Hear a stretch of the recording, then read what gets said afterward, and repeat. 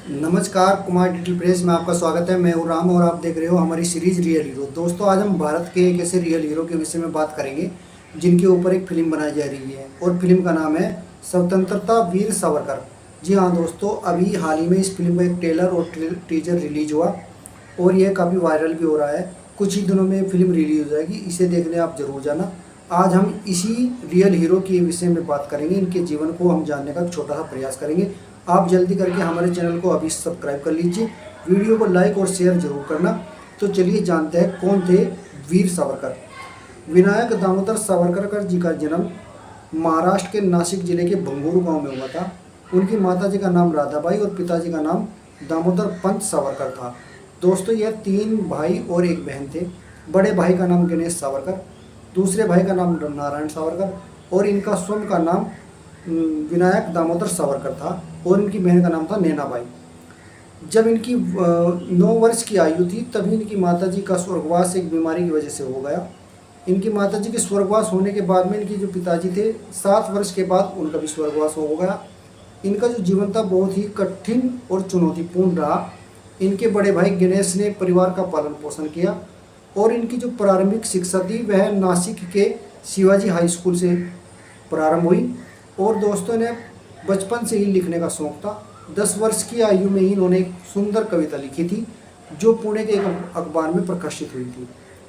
12 वर्ष की आयु में ही इन्होंने हिंदू मुस्लिम दंगे अपने गांव में ही देख लिए थे और उन दंगों के अंदर जो घायल हिंदू हुए थे उनका इन्होंने नेतृत्व किया और उन्हें बचाकर ये लाए।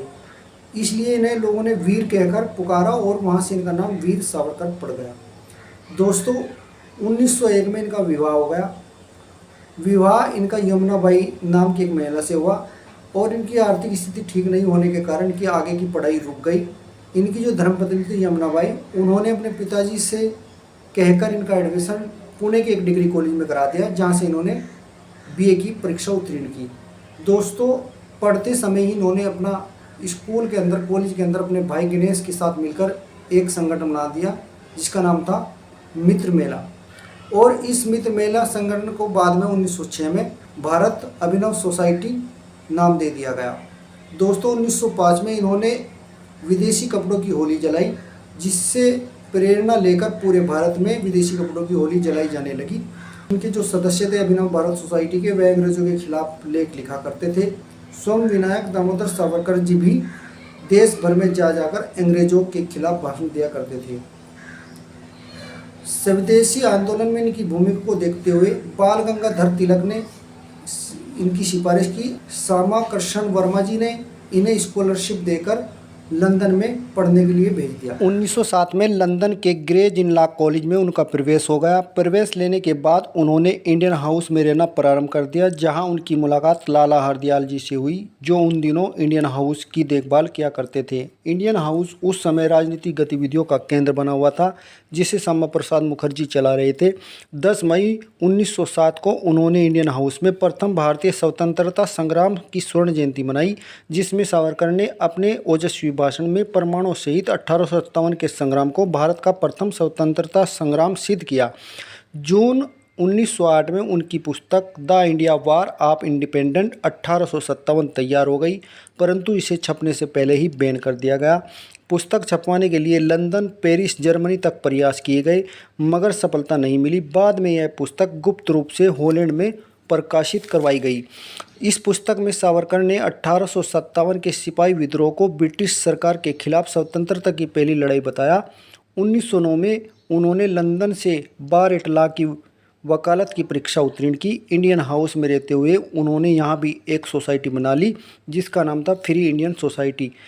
इस सोसाइटी में राजनीति और भारत की स्वतंत्रता को लेकर विचार किया जाता था। सोसाइटी की मीटिंग में सावरकर देश की स्वतंत्रता करने का जुनून सोसाइटी के लोगों में भरा करते थे। इनके विचारों से प्रभावित होकर मदन लाल ढींगरा ने एक अंग्रेजी अधिकारी विलियम हर्ट कर्जन वाइली को गोली मार दी।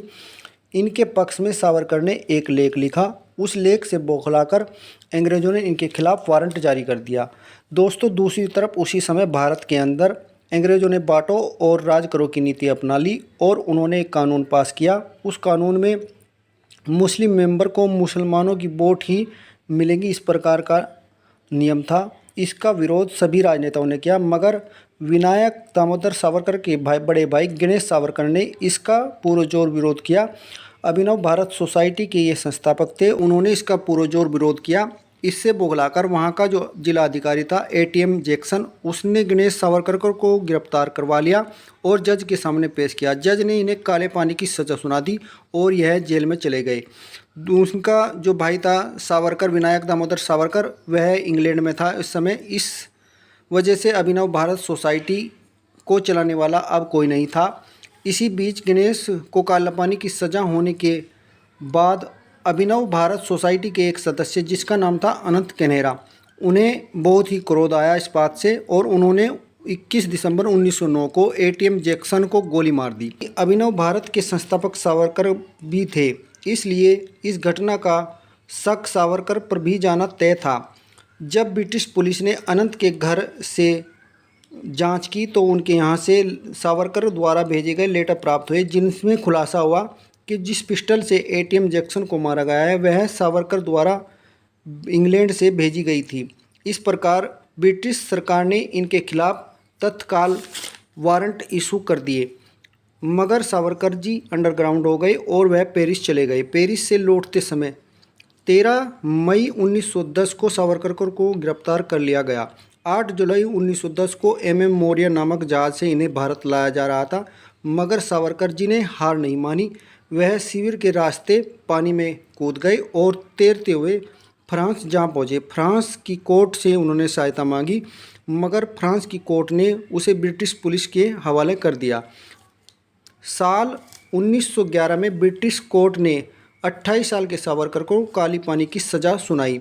दोस्तों, उन्हें यह सज़ा 2 जन्मों के लिए दी गई थी। यह भारत के इतिहास की पहली अनोखी सज़ा थी। जेल में रहते हुए सावरकर ने अनेक यातनाएं सही। वहाँ कैदियों को तेल निकालने के लिए बैलों की जगह जोता जाता था और रुकने पर उन्हें कोड़े मारे जाते थे।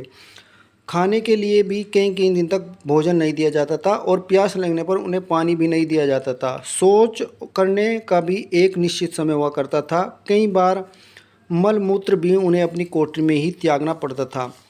दोस्तों, वहाँ हर महीने कुछ कैदियों की मौत हो जाया करती थी। उनके भाई गणेश सावरकर भी उसी जेल में बंद थे, मगर वह अपने भाई से भी कभी नहीं मिल पाए। उन्होंने पत्थर से जेल की दीवारों पर 7000 से भी ज़्यादा कविता लिख डाली थी। सावरकर कानून के जानकार थे। उन्हें जेल से बाहर निकलने की युक्ति सोची और अपने अधिकार का पालन करते हुए उन्होंने ब्रिटिश सरकार को कई पत्र लिखे, जिन्हें कांग्रेस उनके पत्रों को आज माफ़ीनामे के नाम से बताकर उन पर देशद्रोह करने का आरोप लगाती है। उन्हीं पत्रों के माध्यम से वह अपनी रणनीति में कामयाब भी हो गए और 1921 में अंडोबार की जेल से उन्हें बाहर रत्नागिरी की जेल में शिफ्ट कर दिया गया। रत्नागिरी की जेल में रहते हुए सावरकर ने एक किताब लिखी जिसका नाम था हिंदुत्व। सावरकर ने हिंदुत्व की जो परिभाषा लिखी वह है कि यहाँ जो भी इंसान भारत में पैदा हुआ है वह हिंदू है, चाहे वह किसी भी धर्म को मानता हो। उनका मानना था हिंदू कोई धर्म नहीं, जीवन जीने की एक पद्धति है। सावरकर ने हिंदुत्व के 3 पिलर बताए: एक देश, एक संस्कृति, एक जाति। सावरकर यह भी मानते थे कि भारत को हिंदुस्तान का नाम इसीलिए दिया गया क्योंकि यह हिंदुओं की पवित्र भूमि है, जिसे सावरकर अखंड भारत के रूप में देखते थे। दोस्तों, 1 फरवरी 1966 में उन्होंने अन्न और जल दोनों त्याग दिए और 26 फरवरी 1966 को उनका स्वर्गवास हो गया। उन्होंने मरने से पहले लिखा था, आत्महत्या नहीं, आत्मर्पण। और दोस्तों, इस प्रकार वह इस दुनिया को अलविदा कहकर चले गए। दोस्तों, आज़ादी के बाद वह हिंदू महासभा के 2 बार अध्यक्ष भी रहे और उन्होंने लोगों से आह्वान किया था फौज में जाने के लिए। जब कबालियों ने भारत पर हमला करा तो उसी का नतीजा था कि फौजियों ने उन्हें कबालियों को खदेड़ दिया था। तो ऐसे स्वतंत्रता वीर सावरकर जी के जीवन को आज हमने आपके सामने रखा। दोस्तों, कमेंट बॉक्स में लिख करके ज़रूर बताइए कि आपको हमारी यह वीडियो कैसी लगी। अगली वीडियो में हम फिर मिलेंगे, तब तक के लिए नमस्कार।